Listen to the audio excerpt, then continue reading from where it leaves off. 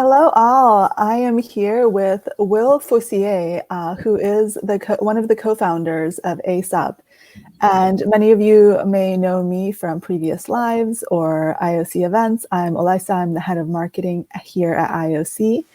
And I really look forward to this live. And I think you all will really enjoy it. So welcome. And Will, would you like to introduce yourself and say a little bit more about what you do?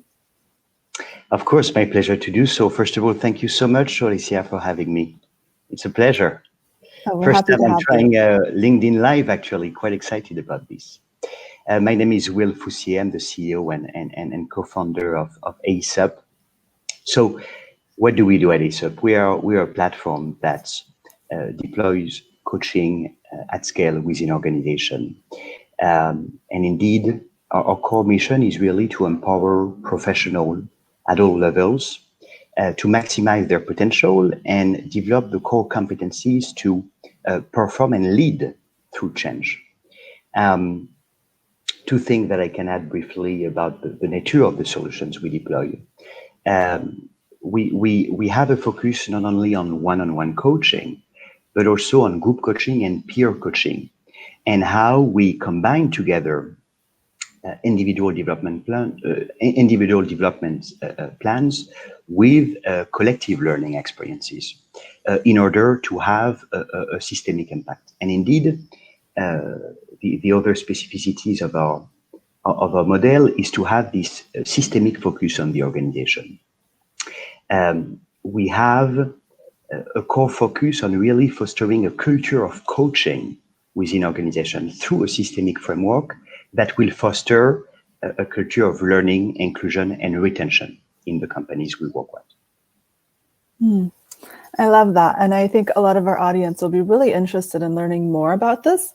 But first, I wanted to take you back to kind of your origin story. So I recently watched an interview with you, and you mentioned that you started in finance. And I'm just dying to know, how does one go from finance to being a coaching startup CEO?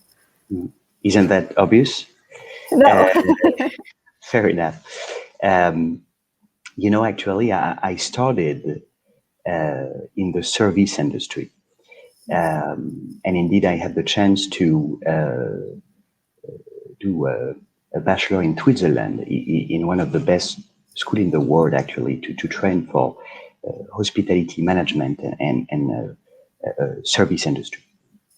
And as you may know, one of the reality of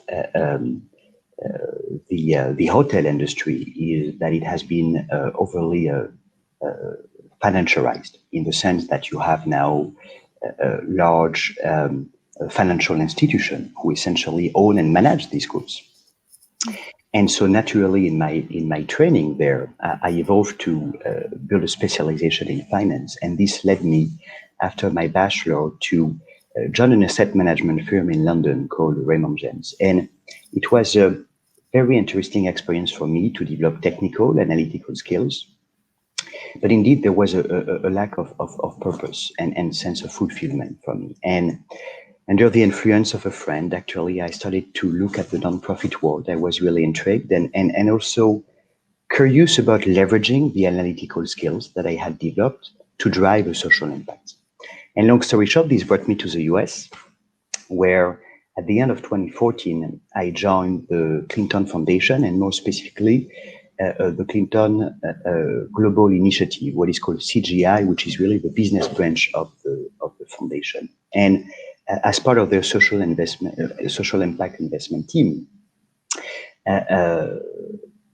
part of the role was also to engage with decision makers at large organizations and convince them through their CSR, corporate social responsibility policies, to support humanitarian initiatives we were undertaking in many places of the world. And there was, for me, who had essentially technical experience, analytical experience, professional experience at that point, there was really a new challenge in my ability in the US, in the first time evolving in an American working environment, to really build relationship effectively, establish trust, persuade, influence, negotiate, and through that be successful in my mission. And so I was vocal to my manager at the time that I was looking for support, and she was, brilliant enough to suggest me to think about coaching. And I was, pretty skeptical, I would say, actually, and not necessarily very knowledgeable about what it was. But I had a need, so I decided to give it a try.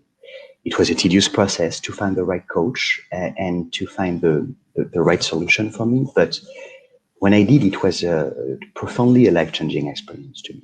And really this notion of leveraging technology to bring a solution as impactful as coaching to much more people, but also, as I mentioned at the beginning, something that is really unique in our solution, not only bringing this individual support, but finding a unique way to deploy it within organization to foster this collective learning, and through that really regaining a sense of purpose, inclusion for employees at all levels.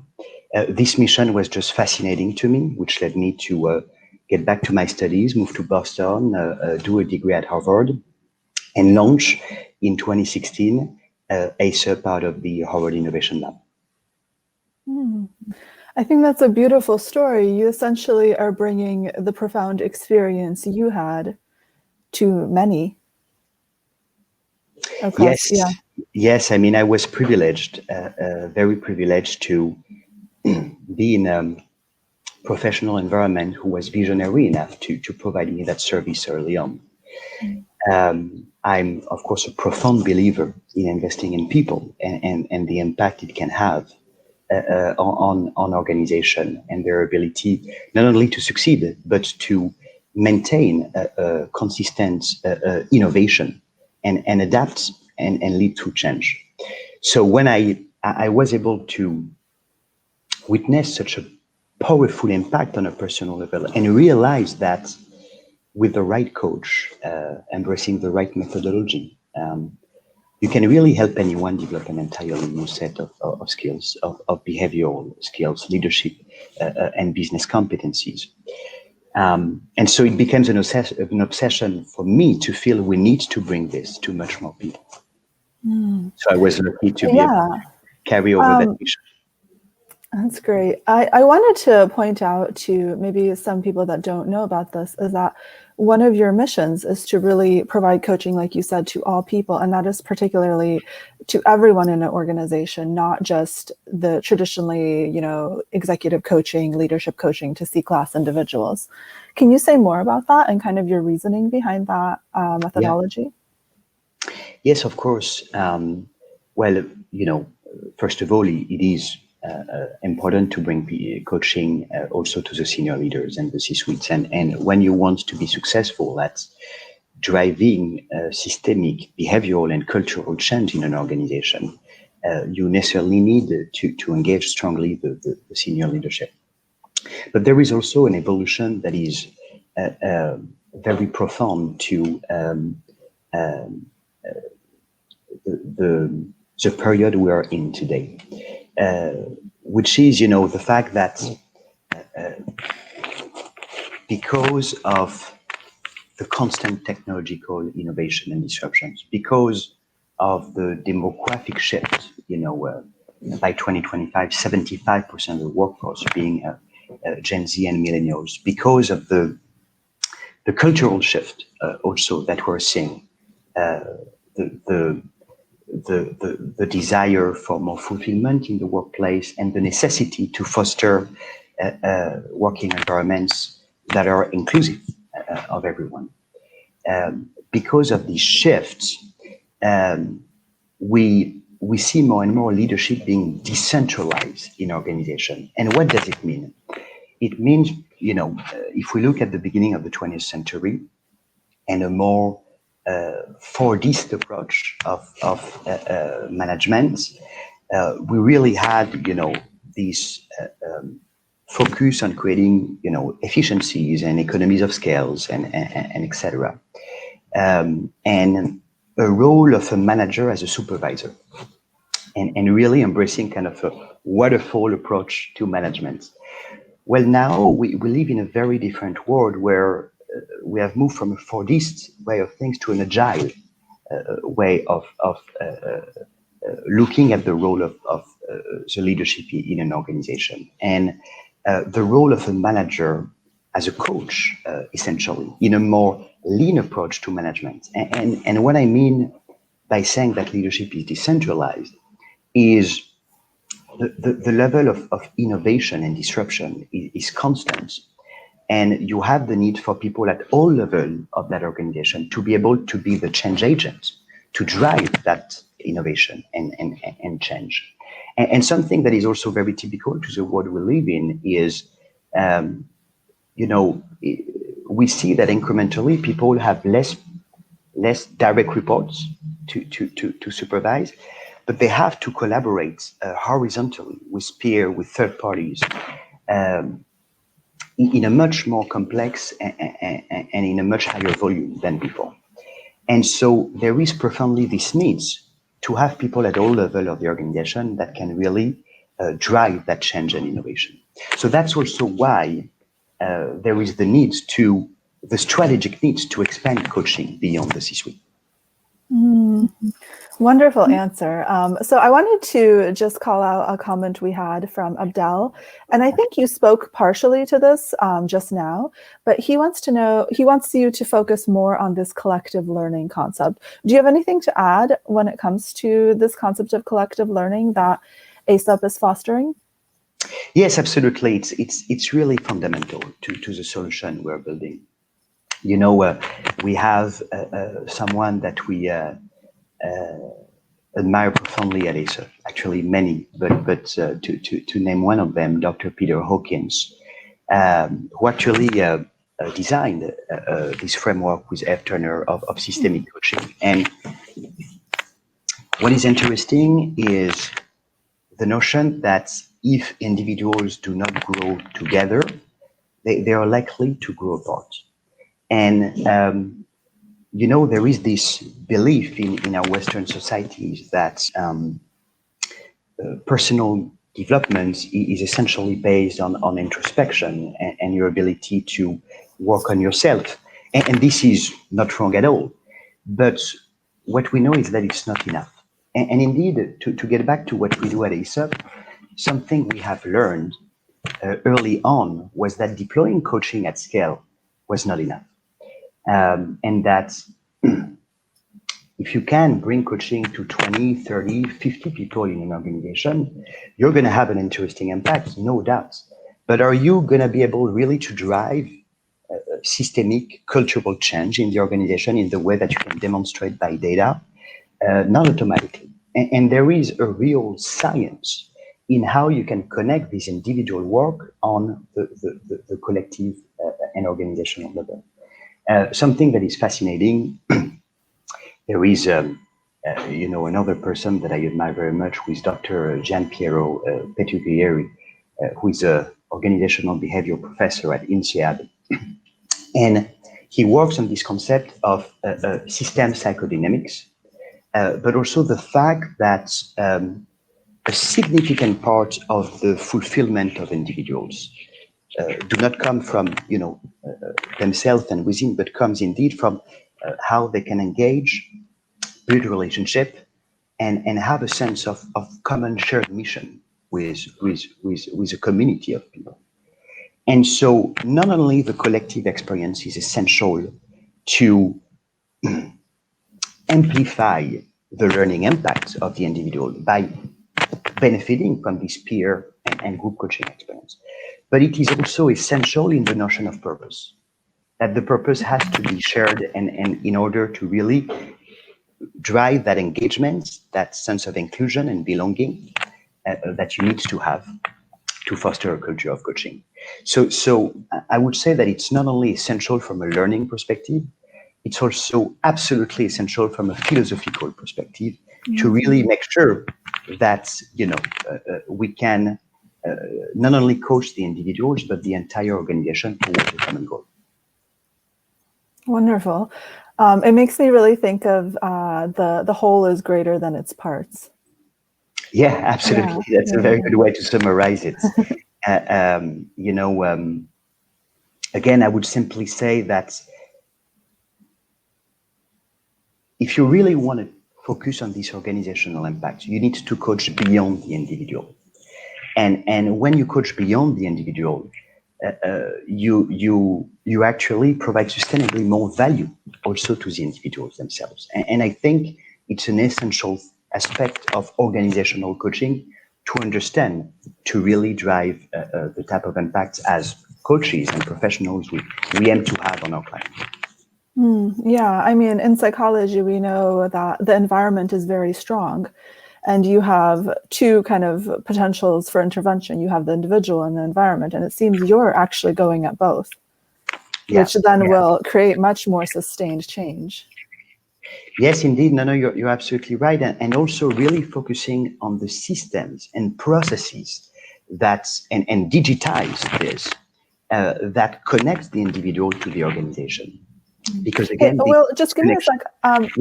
There's some feedback from your mic. I'm not sure if it's moving or if there's a little bit of that might be my cable. Yeah. No, I know sometimes when it like brushes against. Yeah, just wanted to give you a heads up. I'll be careful. I didn't want to interrupt you because all the things you were saying were so interesting. But yeah, I mean, let's see. So we do have a few questions here. I do want to go back to Loretta's question. She wants to know, how does individualization play into this and kind of customization when you're looking at the systemic approach and when you're using technology to promote coaching? Yeah, it's a brilliant question. It's really a brilliant question. Well, when we start an engagement with an organization, we always go through a module that we call organizational alignment through change. And basically, the idea is obviously to provide personalization on the individual level, but to do it within a framework that takes into account the organizational goals. And so as part of this onboarding module that we lead with our clients, we, of course, lead a cultural assessment on the organizational level, but we also run a behavioral profile assessment on the individual level.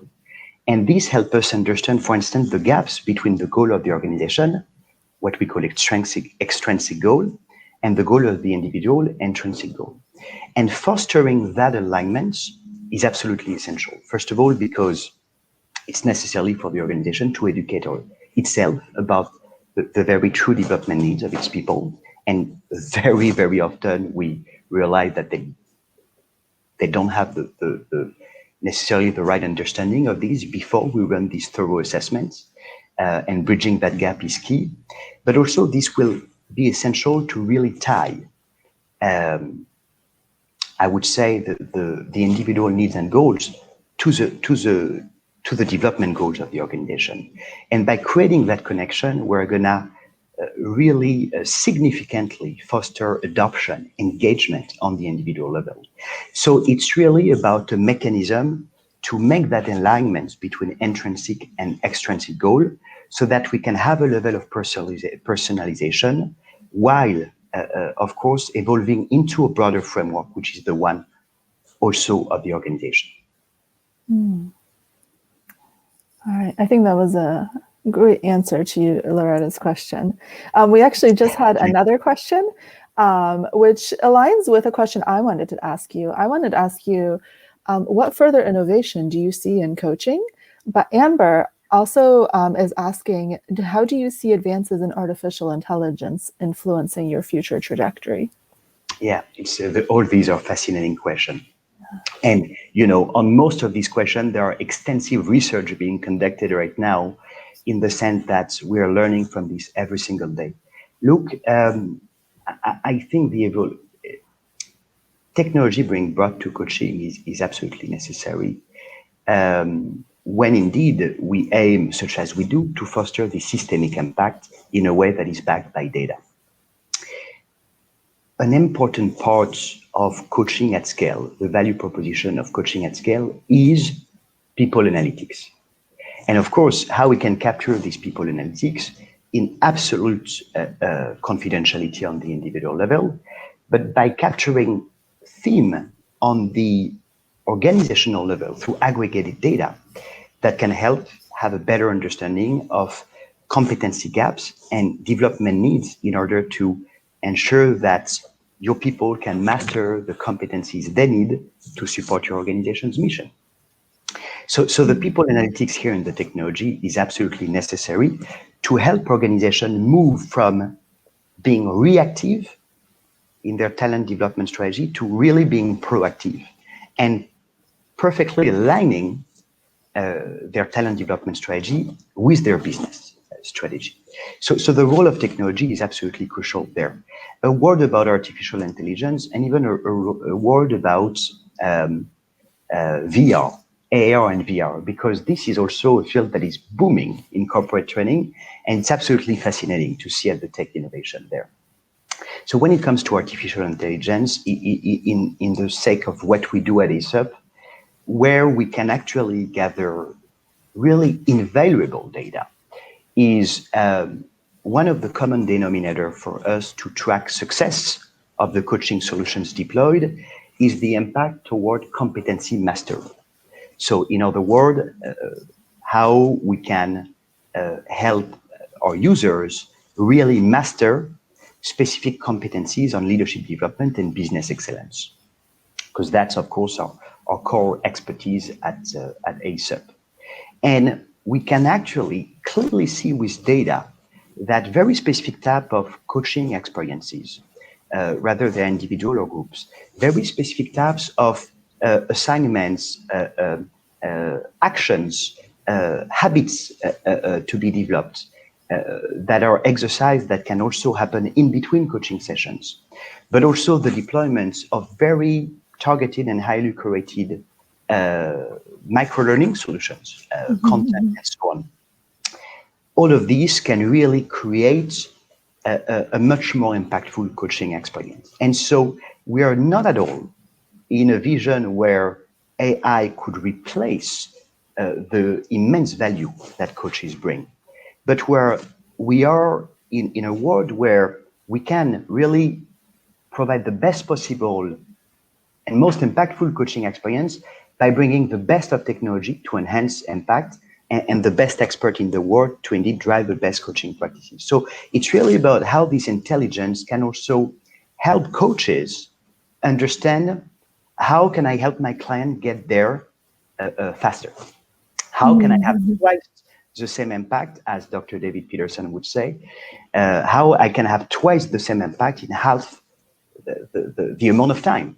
And this is something that the technology helps us understand and improve on consistently. A brief word about VR and AR, because this is also booming in the workforce development industry. I truly believe, for instance, in many evolution we're seeing with VR, for instance, to also start raising awareness on unconscious bias and bringing sensitivity about issues of sexual harassment, for instance, or discrimination of the workplace. There is also, when we think about leadership competency developments, VR and AR being used to foster virtual exposure for public speaking, for instance. So do we see these solutions replacing, traditional exposure? Not at all. But it can absolutely help build a level of awareness and an initial level of exposure that accompany a process of habit development. And on that regard, I see that we're going to continuously see evolution in technology. Again, my belief, and at least that's our philosophy, our philosophy at ASUP, and it is not to replace the impact that coaches could have, but really provide kind of a continuous, ongoing development support for the coaches, so that they can, reach their development goal faster. Yeah, it's an exciting time. It makes me think that essentially you're able to administer a smaller dose and have a better effect. Absolutely, that's Yeah, exactly. which is something that's It's happening in medicine as well, the bio-individuality and just, yeah, customization of medicine. I think yeah. it's gonna help a lot of people. You could even think about it as a vaccine, as you suggest. It's implementing a small dose that will help start building self-awareness, but also self-confidence, and leading incrementally to self-mastery, so that you can, at some point, reach the stage of coaching ability, which means being yourself able to master competencies and coach others, and as a result, become a change agent for your organization on critical leadership principle. So we only have a couple of minutes left, unfortunately. It goes fast. It goes so fast. I told you before we started that it would go so fast. Um, If you have a chance, I think maybe Will could come in and actually answer some of these questions later in the chat, because we're able to do that. There will be a LinkedIn post. So if you just go back to this same post, it's the same link, the recorded live will be there, and we can go in and kind of answer some of these questions that we weren't able to get to. And if you have a question that you haven't asked yet, then go ahead and ask that and we'll try to get to it. But I wanted to leave off with my final question is, if you could say one thing to the coaches out there watching, what would you tell them? So many things comes to my mind. I would tell them, first of all, that there are maybe we are going through a time right now that is a time where the mission of coaches is absolutely essential to address the challenges that we face in our world.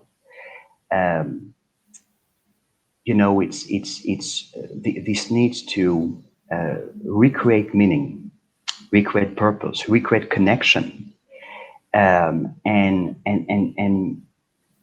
addressing also some of the social challenges and societal challenges we have to face with, gender and racial discrimination. The need to help people, leaders, cope with the constant disruption and fatigue that results from this constant disruption and innovation. The mission of coaches has never been as much important as today. And I want to say thank you for doing what you do, because it's really important for the world we need to rebuild together. And I would tell them also, if you're curious to join a community of really highly curated coaches who not only wants to drive impact personally, but being also part of a community that want to together bring more impact that we could bring individual, join ASAP. And we would be happy to involve you with what we're building and the impact we're driving among our clients. So, feel free to reach out, aceup.com, and we would love to have you.